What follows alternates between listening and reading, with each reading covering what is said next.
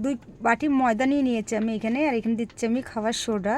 এখন এখানে আমি মিষ্টি সোডা দিচ্ছি হাফ চামচের কম, 4 ভাগের 1 ভাগ। স্বাদ মতো লবণ দিয়ে দিচ্ছি।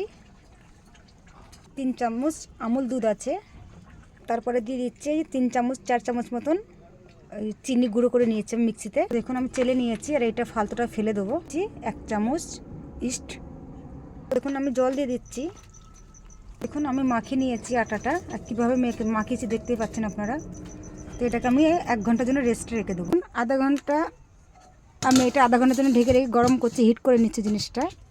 1 ঘন্টা হয়ে গেছে। আমি এখান থেকে 2 চামচ রিফাইন তেল দিয়ে দেবো। চাইলে ঘিও দিতে পারেন, আর রিফাইন দিচ্ছি আমি। হাত দিয়ে ভালো করে মাখিয়ে নিতে হবে। দেখুন এটার মধ্যে একটু তেল লাগিয়ে নিচ্ছি রিফাইন।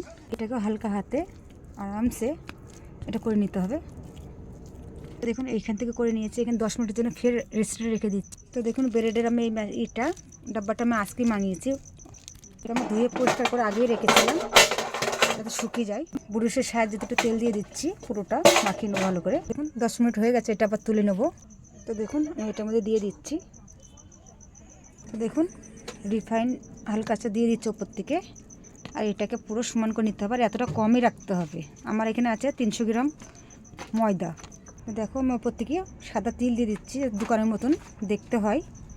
এবার ঢাকা দিয়ে দিচ্ছি। আধা ঘন্টা আগে আমি বসিয়ে দিয়েছিলাম, দেখি কতটা গরম হয়েছে। তো দেখুন অনেক গরম হয়ে গেছে কড়াইটা। আমি এরপরে 30 মিনিটের জন্য ঢেকে দিচ্ছি। আমরা দিয়ে ঢেকে দেবো যাতে হাওয়াটা না বেরোয়, গরম হাওয়া বেরোলে হবে না কিন্তু ব্রেড।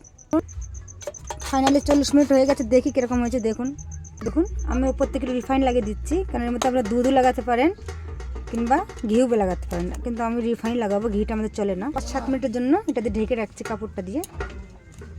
চারিপাশে এরকম করে কেটে নেবো সাইড দিয়ে, যাতে তাড়াতাড়ি উঠে যায়। তো দেখুন এটাকে উল্টে দিয়েছি কাপড় দিয়ে ধুয়ে। তো দেখুন কাটছি এটা, এক হাত দিয়ে ভিডিও করতে হচ্ছে, এক হাত দিয়ে কাটতে হচ্ছে।